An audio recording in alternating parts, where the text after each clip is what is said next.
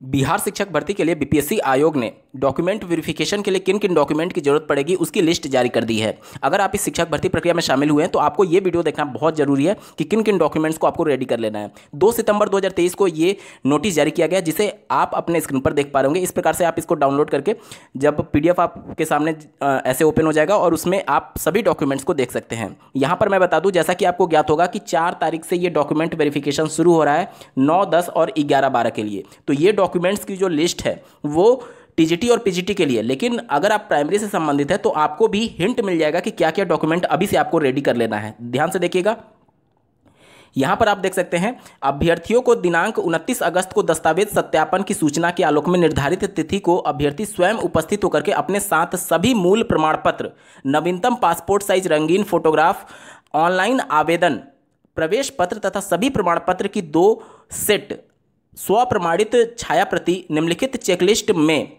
वर्णित दस्तावेजों के क्रमानुसार जांच को मूल अभिप्रमाणित कराते हुए जमा करना अनिवार्य होगा। ध्यान से समझिएगा, जैसा कि मैंने आपको पहले भी बताया था कि जो डॉक्यूमेंट आपने अपलोड किया है उसके बारे में बताया गया था, लेकिन मैंने आपको कुछ सपोर्टिव डॉक्यूमेंट भी बताए थे कि ये सभी चीज़ें मांगी ही जाती हैं, जिसमें मैंने आपको आपका ऑनलाइन आवेदन भी बताया था और प्रवेश पत्र भी बताया था। वो सभी देखिए यहाँ पर मेंशन भी किया गया है। ठीक है, तो यहाँ पर देखिए क्या लिखा गया है, सभी मूल प्रमाण पत्र, नवीन पासपोर्ट साइज रंगीन फोटोग्राफ 2 फोटो, ऑनलाइन आवेदन प्रवेश पत्र तथा सभी प्रमाण पत्र की 2 सेट स्वप्रमाणित छाया प्रति निम्नलिखित चेकलिस्ट में वर्णित दस्तावेज के क्रमानुसार जांच टीम को मूल रूप से अभिप्रमाणित करते हुए जमा करना अनिवार्य होगा। अब यहाँ पर सभी मूल प्रमाण पत्र भी क्या सबमिट हो जाएंगे, इसमें थोड़ा सा डाउट है। हालांकि 2 सेट जो आपको मांगे गए हैं वो तो सबमिट हो ही जाएंगे। ठीक है, मूल प्रमाण पत्र को लेकर के थोड़ा सा डाउट है, हो सकता है आपका सबमिट भी करा लिया जाए, हो सकता है कि रहने दिया जाए, केवल जो आपका फोटोकॉपी है उसके बारे में बात किया जा रहा हो। ठीक है, वैसे उत्तर प्रदेश की बात करें तो यहाँ पर मूल डॉक्यूमेंट सबमिट करा लिए जाते हैं, लेकिन यहाँ पर डॉक्यूमेंट वेरिफिकेशन जो होता है वो आपका बाद में होता है, रिजल्ट जारी होने के बाद से।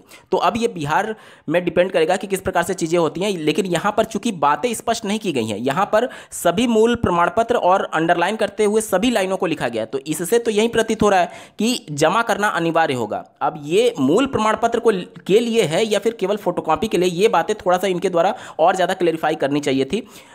ठीक है, तो ये सभी चीजें अभी थोड़ा संशय का विषय रहेगा। देखिए क्या क्या डॉक्यूमेंट है, इस पर एक बार बात कर लेते हैं। पहला है Aadhaar card, pan card, driving licence. दूसरा है आरक्षण संबंधी प्रमाण पत्र, जाति, NCLC, EWS। ये केवल बिहार के अभ्यर्थियों को देना होगा क्योंकि उन्हीं को केवल आरक्षण का लाभ मिलेगा। ठीक है, निवास प्रमाण पत्र भी केवल बिहार के लिए लगेगा। दिव्यांगता प्रमाण पत्र, ये सर्टिफिकेट बिहार के अभ्यर्थियों के लिए भी है और बिहार से बाहर अभ्यर्थियों के लिए भी है। ठीक है, दिव्यांगता प्रमाण पत्र।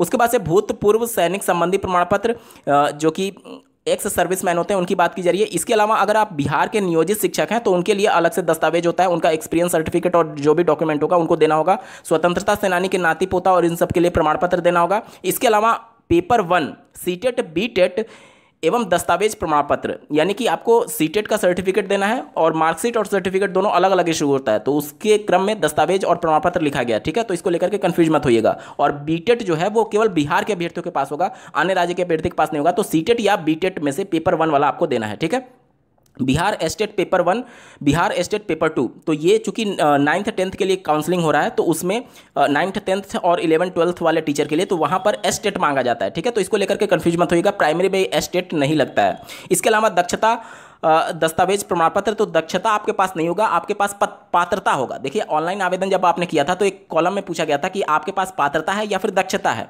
तो 2014 से पहले कुछ ऐसे कैंडिडेट थे जिनके पास दक्षता होगा, तो उनके लिए ये कंडीशन लागू होगा। ठीक है, आपके लिए अन्य राज्य से संबंधित अभ्यर्थी हैं तो दक्षता आपको नहीं देना, आपको सिर्फ पात्रता यानी सीटेट वाला देना है। इसके अलावा जन्म तिथि प्रमाण पत्र, जन्म तिथि प्रमाण पत्र में आपका हाई स्कूल का सर्टिफिकेट लग जाएगा। उसके अलावा देखिए शैक्षणिक योग्यता 1 से 5 के लिए आपका कौन कौन सा योग्यता था वो सभी कुछ सबमिट करना होगा। इसके अलावा शैक्षणिक योग्यता 1 से 5 दस्तावेज और शैक्षणिक योग्यता एवं दस्तावेज 13, 14, 15 में एक ही बात लिखी गई है। ठीक है, इसके बाद से 16वें में देखेंगे तो बीएड, एमएड, डीएलएड 1 से 5 एवं दस्तावेज प्रमाण पत्र, यानी कि 1 से 5 के लिए जो इनके द्वारा मान्य किया गया था उनके लिए दस्तावेज मांगे जा रहे हैं, यानी कि आपका रिजल्ट, मार्कशीट और साथ ही साथ आपका प्रमाण पत्र यहाँ पर मांगा गया है। 17वें में देख सकते हैं शैक्षणिक योग्यता 9, 10 एवं दस्तावेज एवं प्रमाण पत्र। इसके अलावा शैक्षणिक योग्यता 9-10 दस्तावेज एवं प्रमाण पत्र। और 19वें में आप देख सकते हैं बीएड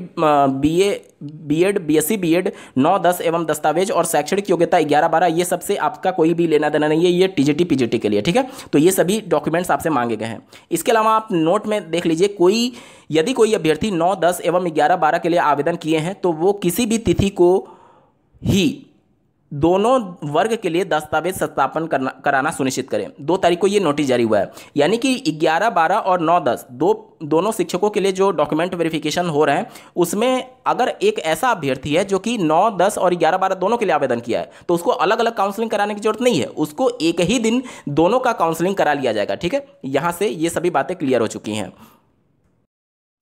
इस वीडियो को देखने के लिए आपका बहुत बहुत धन्यवाद। भगवान करे आपका दिन शुभ हो।